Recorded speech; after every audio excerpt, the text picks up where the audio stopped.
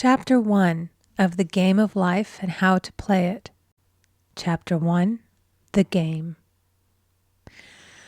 Most people consider life a battle, but it is not a battle, it is a game. It is a game, however, which cannot be played successfully without the knowledge of spiritual law. And the Old and the New Testaments give the rules of the game with wonderful clearness. Jesus Christ taught that it was a great game of giving and receiving. Whatsoever a man soweth, that shall he also reap. This means that whatever man sends out in word or deed will return to him. What he gives, he will receive. If he gives hate, he will receive hate. If he gives love, he will receive love. If he gives criticism, he will receive criticism. If he lies, he will be lied to. If he cheats, he will be cheated. We are taught also that the imaging faculty plays a leading part in the game of life. Keep thy heart, or imagination, with all diligence, for out of it are the issues of life. Proverbs 4:23. This means that what man images sooner or later externalizes in his affairs. I know of a man who feared a certain disease. It was a very rare disease and difficult to get, but he pictured it continually and read about it until it manifested in his body and he died, the victim of distorted imagination. So we see, to play successfully the game of life, we must train the imaging faculty. A person with an imaging faculty trained to image only good brings into his life every righteous desire of his heart. Health, wealth, love, friends, perfect self-expression, his highest ideals. The imagination has been called the scissors of the mind, and it is ever cutting, day by day, the pictures man sees there, and sooner or later he meets his own creations in his outer world. To train the imagination successfully, man must understand the workings of his mind. The Greeks said, "Know thyself." There are 3 departments of the mind: the subconscious, conscious, and superconscious. The subconscious is simply power without direction. It is like steam or electricity, and it does what it is directed to. It has no power of induction. Whatever man feels deeply or images clearly is impressed upon the subconscious mind and carried out in minutest detail. For example, a woman I know, when a child, always made believe she was a widow. She dressed up in black clothes and wore a long black veil, and people thought she was very clever and amusing. She grew up and married a man with whom she was deeply in love. In a short time he died, and she wore black and a sweeping veil for many years. The picture of herself as a widow was so impressed upon the subconscious mind, and in due time worked itself out regardless of the havoc created. The conscious mind has been called mortal or carnal mind. It is the human mind and sees life as it appears to be. It sees death, disaster, sickness, poverty, and limitation of every kind, and it impresses the subconscious. The superconscious mind is the God mind within each man and is the realm of perfect ideas. In it is the perfect pattern spoken of by Plato, the divine design, for there is a divine design for each person. There is a place that you are to fill and no one else can fill, something you are to do which no one else can do. There is a perfect picture of this in the superconscious mind. It usually flashes across the conscious as an unattainable ideal, something too good to be true. In reality, it is man's true destiny or destination flashed to him from the infinite intelligence which is within himself. Many people, however, are in ignorance of their true destinies and are striving for things and situations which do not belong to them and would only bring failure and dissatisfaction if attained. For example, a woman came to me and asked me to speak the word that she would marry a certain man with whom she was very much in love. She called him A.B. I replied that this would be a violation of spiritual law, but that I would speak the word for the right man, the divine selection, the man who belonged to her by divine right. I added, if A.B. is the right man, you can't lose him, and if he isn't, you will receive his equivalent. She saw A.B. frequently, but no headway was made in their friendship. One evening she called and said, "Do you know, for the last week, A.B. hasn't seemed so wonderful to me." I replied, "Maybe he is not the divine selection. Another man may be the right one." Soon after that, she met another man who fell in love with her at once and who said she was his ideal. In fact, he said all the things that she had always wished A.B. would say to her. She remarked, it was quite uncanny. She soon returned to his love and lost all interest in A.B. This shows the law of substitution.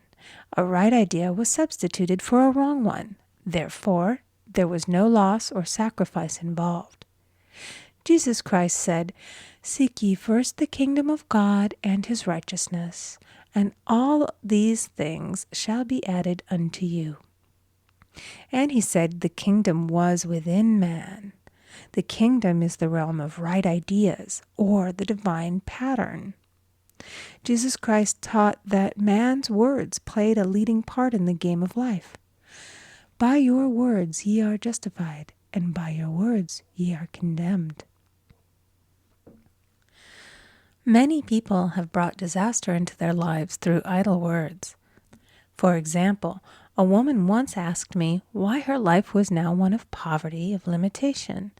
Formerly she had a home, was surrounded by beautiful things, and had plenty of money. We found she had often tired of the management of her home and had said repeatedly, "I'm sick and tired of things. I wish I lived in a trunk." And she added, "Today I am living in that trunk." She had spoken herself into a trunk. The subconscious mind has no sense of humor, and people often joke themselves into unhappy experiences. For example, a woman who had a great deal of money joked continually about getting ready for the poorhouse. In a few years, she was almost destitute, having impressed the subconscious mind with a picture of lack and limitation. Fortunately, the law works both ways, and a situation of lack may be changed to one of plenty. For example, a woman came to me one hot summer's day for a treatment for prosperity. She was worn out, dejected, and discouraged. She said she possessed just $8 in the world. I said, "Good. We'll bless the $8 and multiply them as Jesus Christ multiplied the loaves and the fishes." For he taught that every man had the power to bless and to multiply, to heal and to prosper. She said, "What shall I do next?" I replied, "Follow intuition. Have you a hunch to do anything or to go anywhere?" Intuition means intuition, or to be taught from within. It is man's unerring guide, and I will deal more fully with its laws in a following chapter. The woman replied, "I don't know. I seem to have a hunch to go home. I've just enough money for car fare." Her home was in a distant city and was one of lack and limitation, and the reasoning mind, or intellect, would have said, "Stay in New York and get work and make some money." I replied, "Then go home. Never violate a hunch." I spoke the following words for her.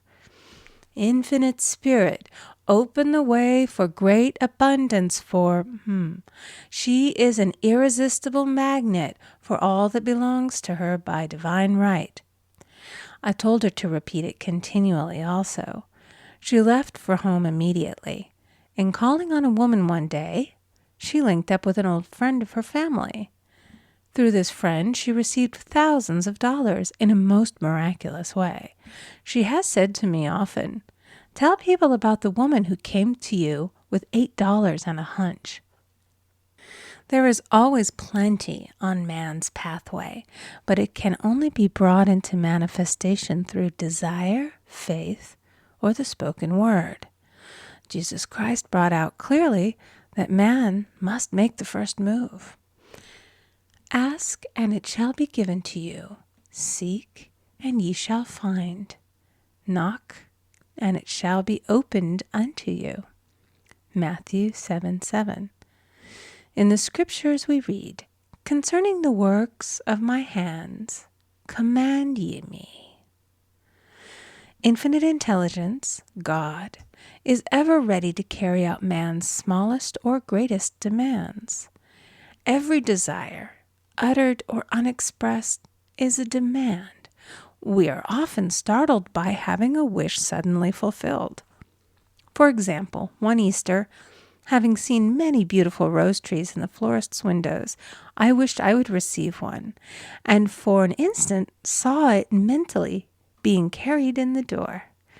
Easter came, and with it a beautiful rose tree. I thanked my friend the following day and told her it was just what I had wanted. She replied, "I didn't send you a rose tree. I sent you lilies." The man had mixed the order and sent me a rose tree simply because I had started the law in action, and I had to have a rose tree. Nothing stands between man and his highest ideals and every desire of his heart but doubt and fear. When man can wish without worrying, every desire will be instantly fulfilled. I will explain more fully in a following chapter the scientific reason for this and how fear must be erased from the consciousness. It is man's only enemy. Fear of lack, fear of failure, fear of sickness, fear of loss, and a feeling of insecurity on some plane. Jesus Christ said, "Why are ye fearful, O ye of little faith?" Matthew 8:26. So we can see we must substitute faith for fear is only inverted faith. It is faith in evil instead of good. The object of the game of life is to see clearly one's good and to obliterate all mental pictures of evil. This must be done by impressing the subconscious mind with a realization of good. A very brilliant man who has attained great success told me he had suddenly erased all fear from his consciousness by reading a sign which hung in a room. He saw printed in large letters this statement: "Why worry? It will probably never happen." These words were stamped indelibly upon his subconscious mind, and he now has a firm conviction that only good can come into his life, and therefore only good can manifest. In the following chapter, I will deal with the different methods of impressing the subconscious mind. It is man's faithful servant, but one must be careful to give it the right orders. Man has ever a silent listener at his side, his subconscious mind. Every thought, every word is impressed upon it and carried out in amazing detail. It is like a singer making a record on the sensitive disc of the phonographic plate. Every note and tone of the singer's voice is registered. If he coughs or hesitates, it is registered also.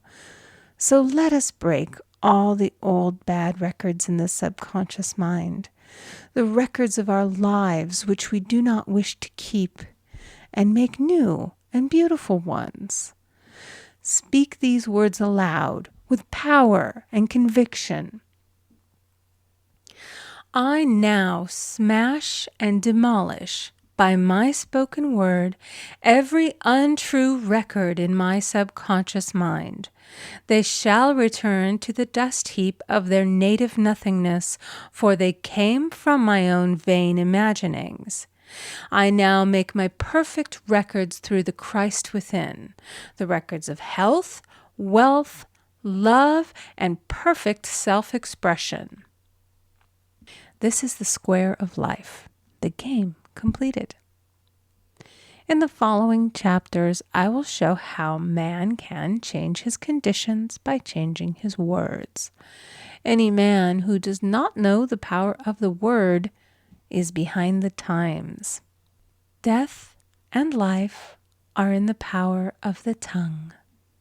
Proverbs 18:21. End of Chapter 1. Chapter 2 of The Game of Life and How to Play It.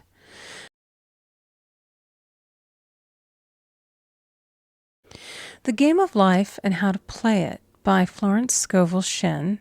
Chapter 2. The Law of Prosperity. Yea, the Almighty shall be thy defense, and thou shalt have plenty of silver.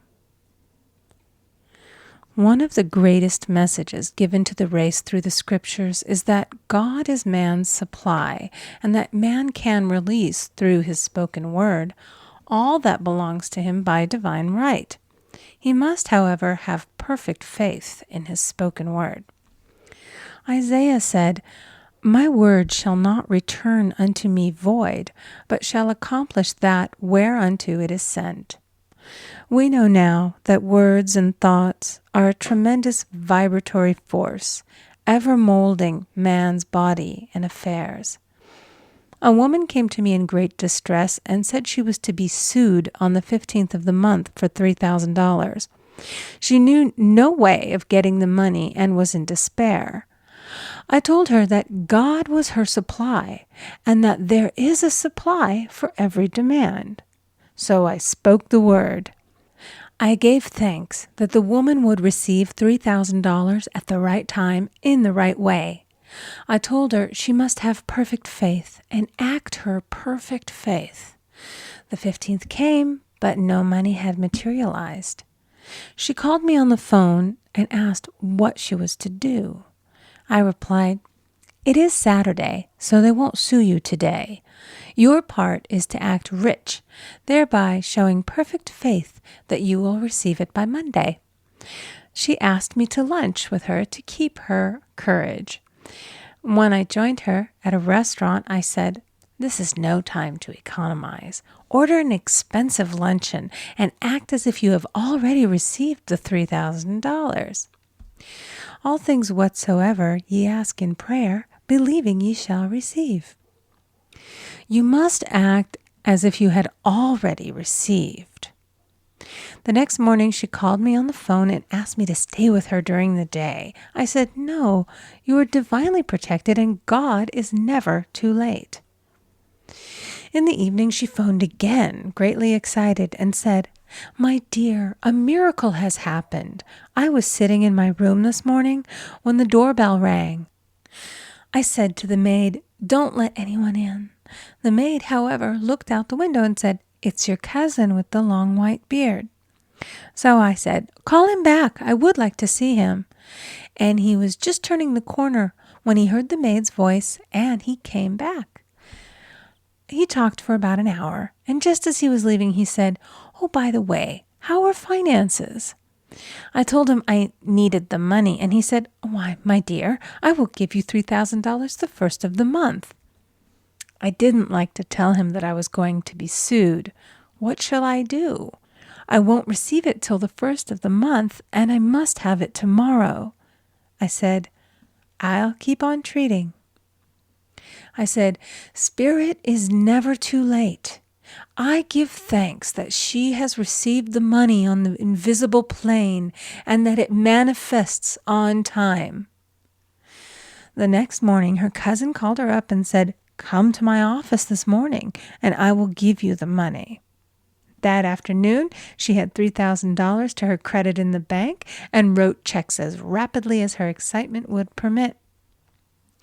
If one asks for success and prepares for failure, he will get the situation he has prepared for. For example, a man came to me asking me to speak the word that a certain debt would be wiped out. I found he spent his time planning what he would say to the man when he did not pay his bill, therefore neutralizing my words. He should have seen himself paying the debt. We have a wonderful illustration of this in the Bible, relating to the 3 kings who were in the desert, without water for their men and horses. They consulted the prophet Elisha, who gave them this astonishing message. Thus saith the Lord, Ye shall not see wind, neither shall ye see rain, yet make this valley full of ditches. Man must prepare for the thing he has asked for when there isn't the slightest sign of it in sight. For example, a woman found it necessary to look for an apartment during the year when there was a great shortage of apartments in New York. It was considered almost an impossibility, and her friends were sorry for her and said, "Isn't it too bad? You'll have to store your furniture and live in a hotel." She replied, "You needn't feel sorry for me. I'm a Superman, and I'll get an apartment." She spoke the words, "Infinite Spirit, open the way for the right apartment." She knew there was a supply for every demand, and that she was unconditioned, working on the spiritual plane, and that one with God is a majority. She had contemplated buying new blankets when the tempter, the adverse thought or reasoning mind, suggested, "Don't buy the blankets. Perhaps, after all, you won't get an apartment and you will have no use for them." Promptly she replied to herself, "I'll dig my ditches by buying the blankets." So she prepared for the apartment, acted as though she already had it. She found one in a miraculous way, and it was given to her although there were over 200 other applicants. The blankets showed active faith. It is needless to say that the ditches dug by the 3 kings in the desert were filled to overflowing. Read 2 Kings. Getting into the spiritual swing of things is no easy matter for the average person. The adverse thoughts of doubt and fear surge from the subconscious. They are the army of the aliens, which must be put to flight. This explains why it is so often darkest before the dawn. A big demonstration is usually preceded by tormenting thoughts. Having made a statement of high spiritual truth, one challenges the old beliefs in the subconscious, and error is exposed to be put out. This is the time when one must make his affirmations of truth repeatedly and rejoice and give thanks that he has already received. Before ye call, I shall answer. This means that every good and perfect gift is already man's, awaiting his recognition. Man can only receive what he sees himself receiving. The children of Israel were told that they could have all the land they could see. This is true of every man. He has only the land within his own mental vision. Every great work, every big accomplishment has been brought into manifestation through holding to the vision. And often, just before the big achievement, comes apparent failure and discouragement. The children of Israel, when they reached the promised land, were afraid to go in, for they said it was filled with giants who made them feel like grasshoppers. And there we saw the giants, and we were in our own sight as grasshoppers. This is almost every man's experience. However, the one who knows spiritual law is undisturbed by appearance and rejoices while he is yet in captivity. That is, he holds to his vision and gives thanks that the end is accomplished. He has received. Jesus Christ gave a wonderful example of this. He said to his disciples, "Say not ye, there are yet 4 months, and then cometh the harvest? Behold, I say unto you, lift up your eyes, and look on the fields, for they are ripe already to harvest." His clear vision pierced the world of matter, and he saw clearly the fourth-dimensional world, things as they really are, perfect and complete in divine mind. So man must ever hold the vision of his journey's end and demand the manifestation of that which he has already received. It may be his perfect health, love, supply, self-expression, home, or friends. They are all finished and perfect ideas registered in divine mind, man's own superconscious mind, and must come through him, not to him. For example, a man came to me asking for treatments for success. It was his imperative that he raise, within a certain time, $50,000 for his business. The time limit was almost up when he came to see me in despair. No one wanted to invest in his enterprise, and the bank had flatly refused a loan. I replied, "I suppose you lost your temper while at the bank, therefore your power. You can control any situation if you first control yourself." "Go back to the bank," I added, "and I will treat." My treatment was, "You are identified in love with the spirit of everyone connected with the bank. Let the divine idea come out of this situation." He replied, "Woman, you are talking about an impossibility. Tomorrow is Saturday. The bank closes at 12, and my train won't get me there until 10, and the time limit is up tomorrow, and anyway, they won't do it. It's too late." I replied, "God doesn't need any time and is never too late. With him, all things are possible." I added, "I don't know anything about business, but I know all about God." He replied, "It all sounds fine when I sit here listening to you, but when I go out, it's terrible." He lived in a distant city, and I did not hear from him for a week. Then came a letter. It read, "You were right. I raised the money, and I will never again doubt the truth of all that you have told me." I saw him a few weeks later, and I said, "What happened? You evidently had plenty of time after all." He replied, "My train was late, and I got there just 15 minutes to 12. I walked into the bank quietly, and I said, 'I have come for the loan.' And they gave it to me without a question." It was the last 15 minutes of the time allotted to him, and Infinite Spirit was not too late. In this instance, the man could never have demonstrated alone. He needed someone to help him hold the vision. This is what one man can do for another. Jesus Christ knew the truth of this when he said, "If two of you shall agree on earth as touching anything that they shall ask, it shall be done for them of my Father which is in heaven." One gets too close to his own affairs and becomes doubtful and fearful. The friend or healer sees clearly the success, health, or prosperity and never wavers because he is not close to the situation. It is much easier to demonstrate for someone else than for oneself, so a person should not hesitate to ask for help if he feels himself wavering. A keen observer of life once said, "No man can fail if some one person sees him successful." Such is the power of the vision, and many a great man has owed his success to a wife or a sister or a friend who believed in him and held without wavering to the perfect pattern. End of Chapter 2. Chapter 3 of The Game of Life and How to Play It.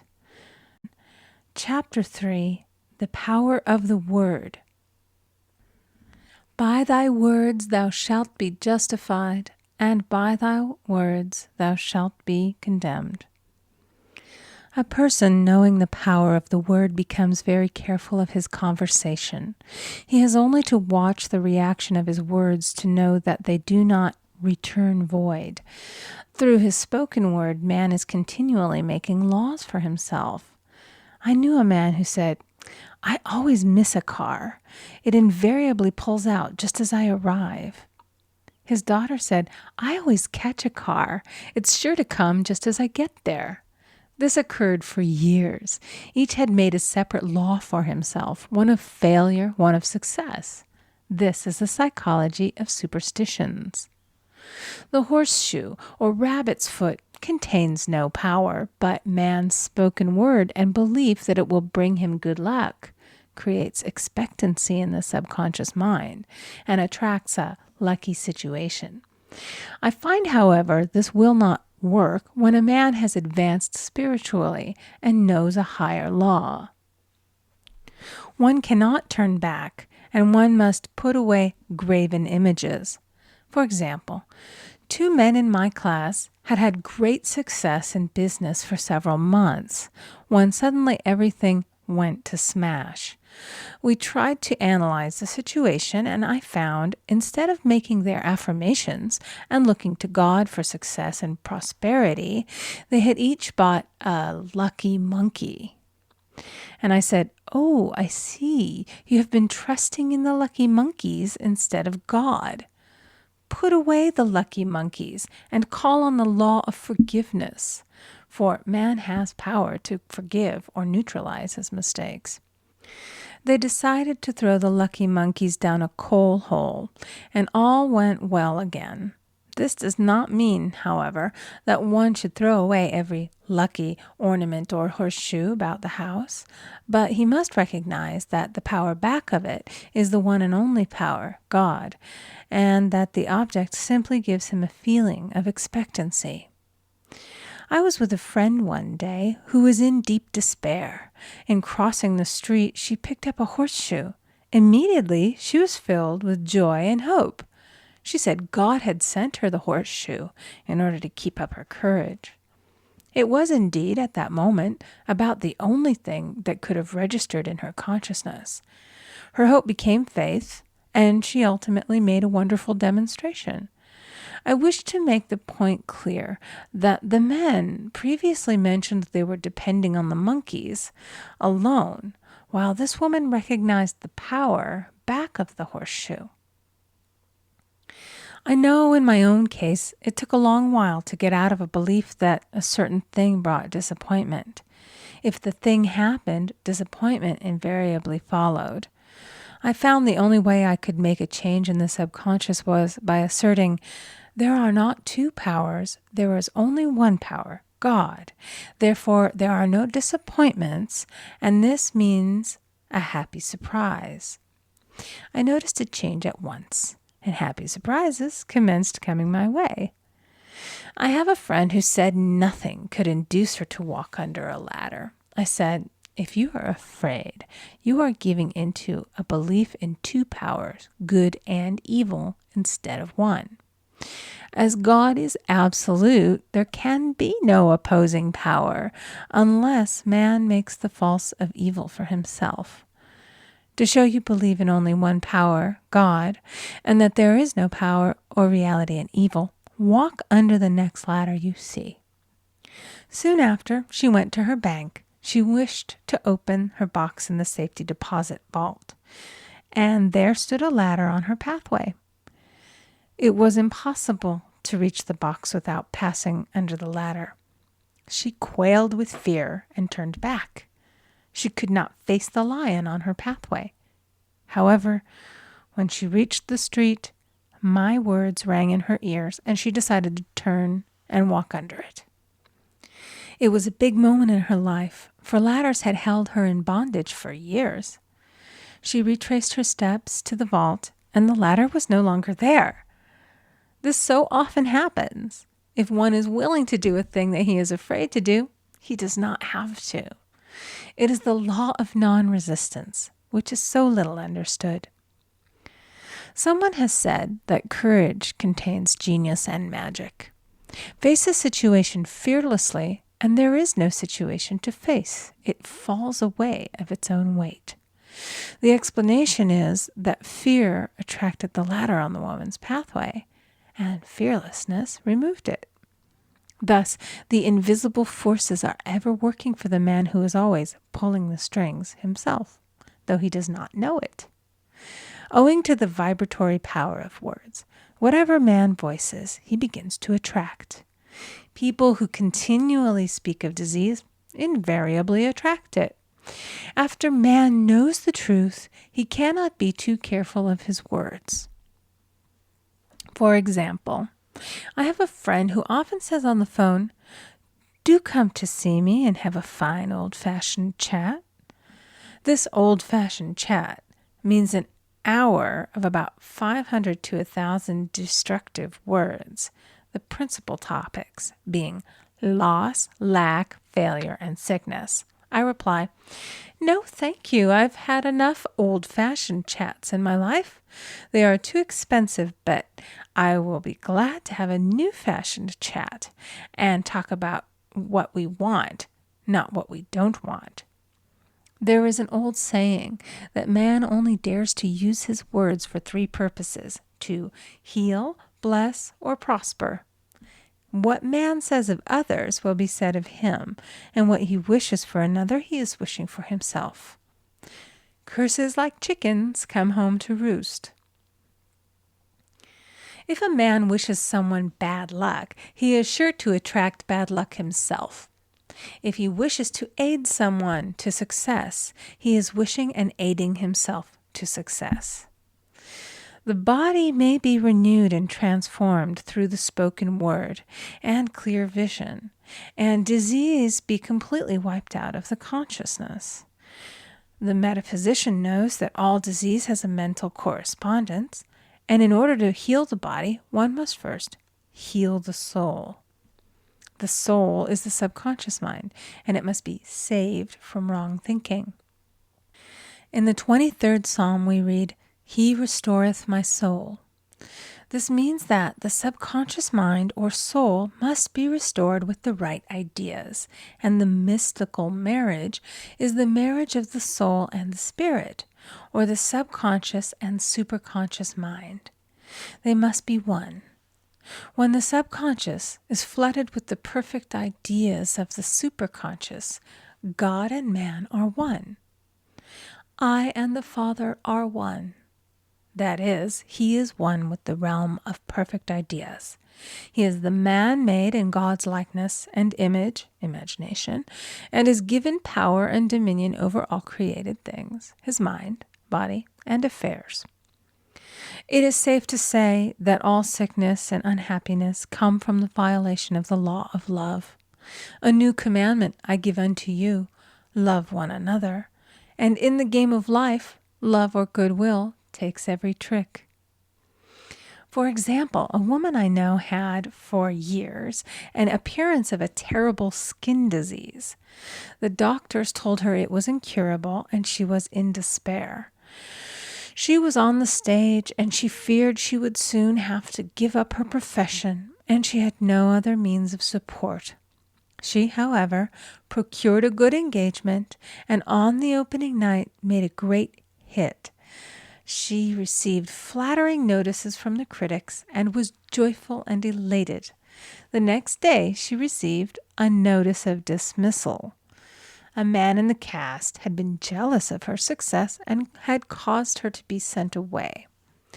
She felt hatred and resentment taking complete possession of her, and she cried out, "Oh God, don't let me hate that man." That night she worked for hours in the silence. She said, "I soon came into a very deep silence. I seemed to be at peace with myself, with the man, and with the whole world. I continued this for 2 following nights, and on the 3rd day, I found I was healed completely of the skin disease." In asking for love or goodwill, she had fulfilled the law, for love is the fulfilling of the law, and the disease, which came from the subconscious resentment, was wiped out. Continual criticism produces rheumatism, as critical, inharmonious thoughts cause unnatural deposits in the blood which settle in the joints. False growths are caused by jealousy, hatred, unforgiveness, fear, etc. Every disease is caused by a mind not at ease. I said once in my class, there is no use asking anyone, what's the matter with you? We might as well just say, who's the matter with you? Unforgiveness is the most prolific cause of disease. It will harden arteries or liver and affect the eyesight. In its train are endless ills. I called on a woman one day who said she was ill from having eaten a poisoned oyster. I replied, "Oh no, the oyster was harmless. You poisoned the oyster. What's the matter with you?" She answered, "Oh, about 19 people." She had quarreled with 19 people and had become so inharmonious that she attracted the wrong oyster. Any inharmony on the external indicates there is mental inharmony. As the within, so the without. Man's only enemies are within himself, and a man's foes shall be they of his own household. Personality is one of the last enemies to be overcome, as this planet is taking its initiation in love. It was Christ's message, peace on earth, goodwill toward man. The enlightened man, therefore, endeavors to perfect himself upon his neighbor. His work is within himself, to send out goodwill and blessings to every man, and the marvelous thing is that if one blesses a man, he has no power to harm him. For example, a man came to me asking him to treat for success in business. He was selling machinery, and a rival appeared on the scene with what he proclaimed was a better machine, and my friend feared defeat. I said, first of all, we must wipe out all fear and know that God protects your interests and that the divine idea must come out of the situation. That is, the right machine will be sold by the right man to the right man. And I added, don't hold one critical thought toward that man.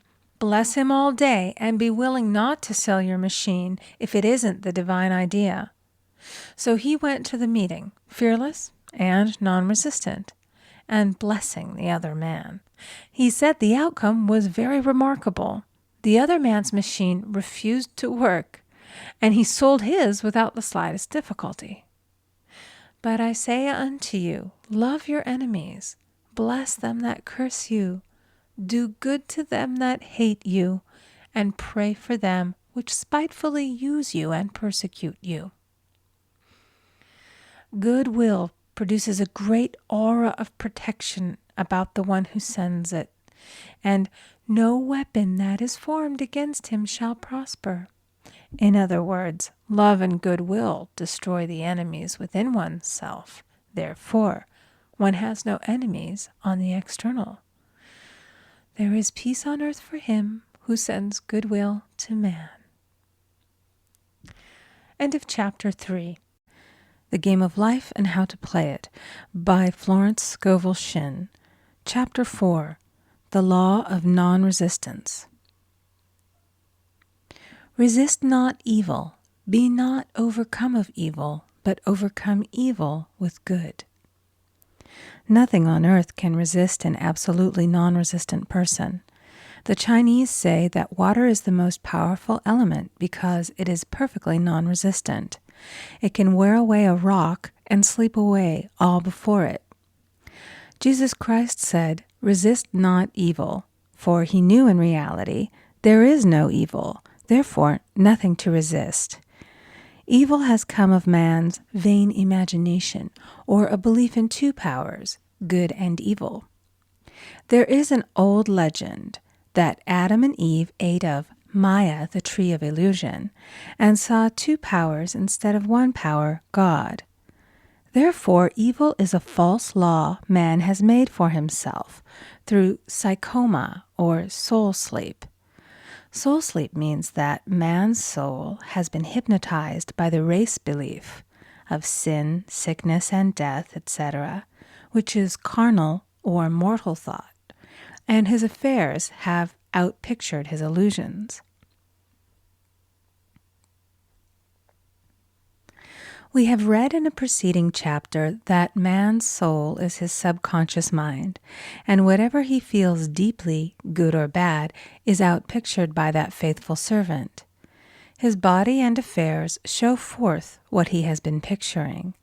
The sick man has pictured sickness, the poor man poverty, the rich man wealth.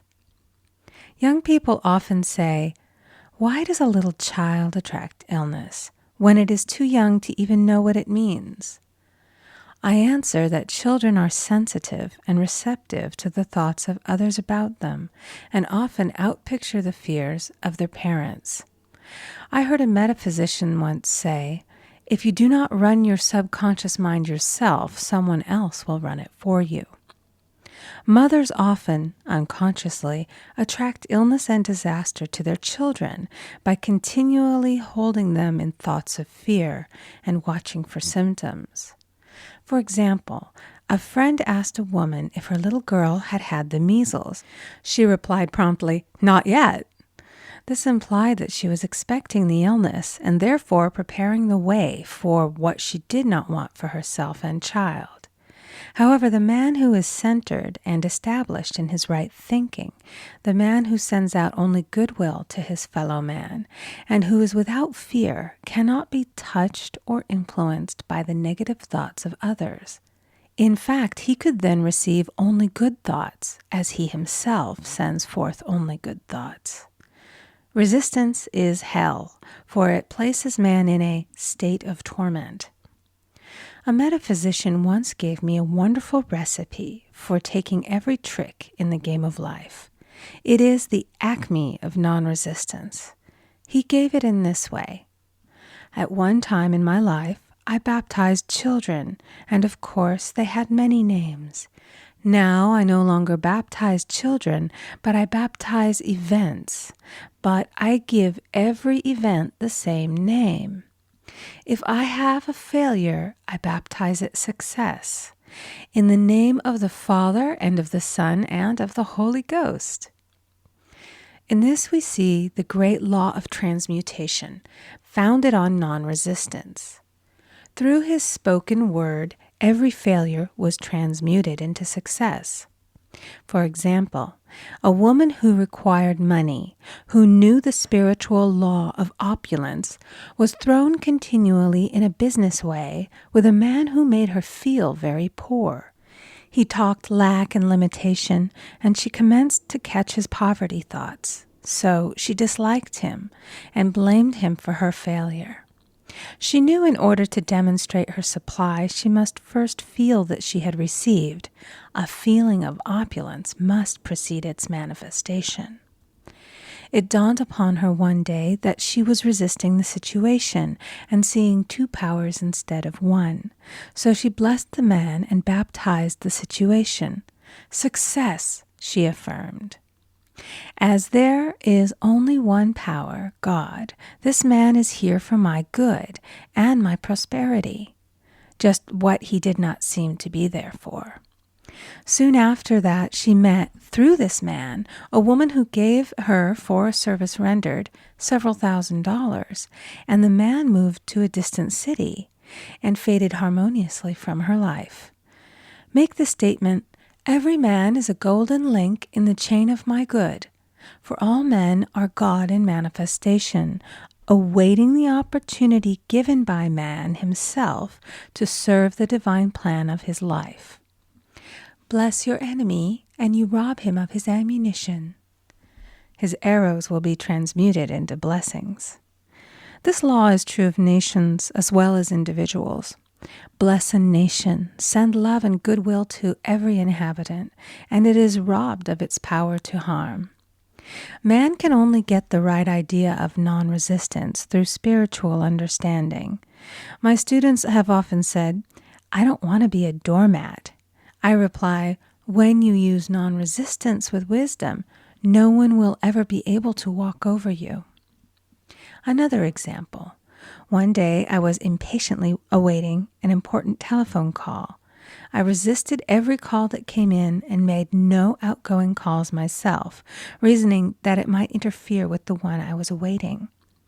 Instead of saying, Divine ideas never conflict. The call will come at the right time.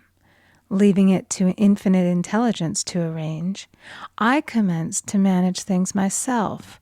I made the battle mine, not God's, and remained tense and anxious. The bell did not ring for about an hour, and I glanced at the phone and found the receiver had been off that length of time, and the phone was disconnected. My anxiety, fear, and belief in interference had brought on a total eclipse of the telephone. Realizing what I had done, I commenced blessing the situation at once. I baptized it success and affirmed, I cannot lose any call that belongs to me by divine right. I am under grace and not under law. A friend rushed out to the nearest telephone to notify the company to reconnect. She entered a crowded grocery, but the proprietor left his customers and attended to the call himself. My phone was connected at once, and 2 minutes later, I received a very important call, and about an hour afterward, the one I had been awaiting. One's ships come in over a calm sea. So long as man resists a situation, he will have it with him. If he runs away from it, it will run after him. For example, I repeated this to a woman one day, and she replied, "How true that is. I was unhappy at home. I disliked my mother, who was critical and domineering. So I ran away and was married. But I married my mother, for my husband was exactly like my mother, and I had the same situation to face again." Agree with thine adversary quickly. That means agree that the adverse situation is good. Be undisturbed by it, and it falls away of its own weight. None of these things move me is a wonderful affirmation. The inharmonious situation comes from some inharmony within man himself. When there is in him no emotional response to an inharmonious situation, it fades away forever from his pathway. So we see man's work is ever with himself. People have said to me, "Give treatments to change my husband or my brother." I reply, "No, I will give treatments to change you. When you change, your husband and your brother will change." One of my students was in the habit of lying. I told her it was a failure method, and if she lied, she would be lied to. She replied, "I don't care. I can't possibly get along without lying." One day she was speaking on the phone to a man with whom she was very much in love. She turned to me and said, "I don't trust him. I know he's lying to me." I replied, "Well, you lie yourself, so someone has to lie to you, and you will be sure it will be just the person you want the truth of." Sometime after that I saw her, and she said, "I'm cured of lying." I questioned, "What cured you?" She replied, "I've been living with a woman who lied worse than I did." One is often cured of his faults by seeing them in others. Life is a mirror, and we find only ourselves reflected in our associates. Living in the past is a failure method and a violation of spiritual law. Jesus Christ said, "Behold, now is the accepted time. Now is the day of salvation." Lot's wife looked back and was turned into a pillar of salt.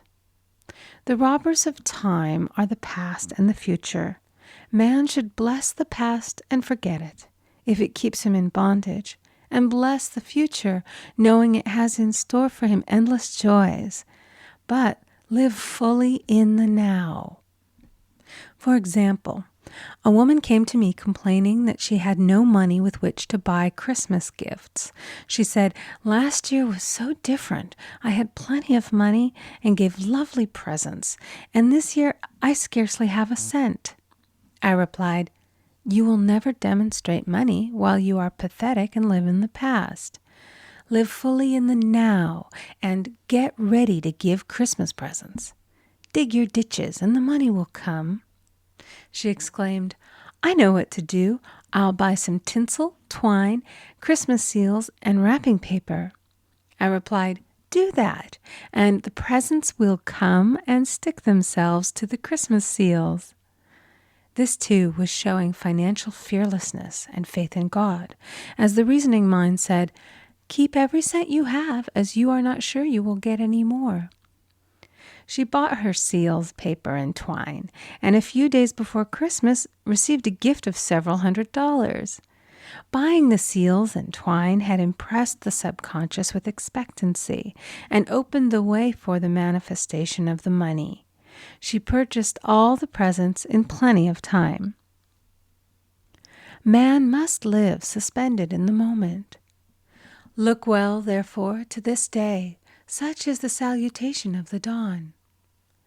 He must be spiritually alert, ever waiting his leads, taking advantage of every opportunity. One day I said continually, silently, "Infinite Spirit, don't let me miss a trick." And something very important was told to me that evening. It is most necessary to begin the day with the right words. Make an affirmation immediately upon waking. For example, "Thy will be done this day. Today is a day of completion. I give thanks for this perfect day. Miracle shall follow miracle, and wonders shall never cease." Make this a habit, and one will see wonders and miracles come into his life. One morning I picked up a book and read, "Look with wonder at that which is before you." It seemed to be my message for the day, so I repeated it again and again. Look with wonder at that which is before you. At about noon, a large sum of money was given to me, which I had been desiring for a certain purpose. In the following chapter, I will give affirmations that I have found most effective. However, one should never use an affirmation unless it is absolutely satisfying and convincing to his own consciousness. And often, an affirmative is changed to suit different people. For example, the following has brought success to many. I have a wonderful work in a wonderful way. I give wonderful service for wonderful pay. I gave the first 2 lines to one of my students, and she added the last 2. It made a most powerful statement, as there should always be perfect payment for perfect service, and a rhyme sinks easily into the subconscious. She went about singing it aloud, and soon did receive wonderful work in a wonderful way, and gave wonderful service for wonderful pay. Another student, a businessman, took it and changed the word to business. He repeated, "I have a wonderful business in a wonderful way, and I give wonderful service for wonderful pay." That afternoon, he made a $41,000 deal, though there had been no activity in his affairs for months. Every affirmation must be carefully worded and completely cover the ground. For example, I knew a woman who was in great need and made a demand for work. She received a great deal of work, but was never paid anything. She now knows to add wonderful service for wonderful pay. It is man's divine right to have plenty, more than enough. His barns should be full, and his cup should flow over.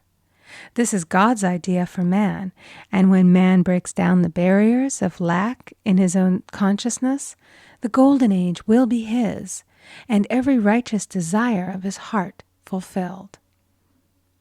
End of chapter 4.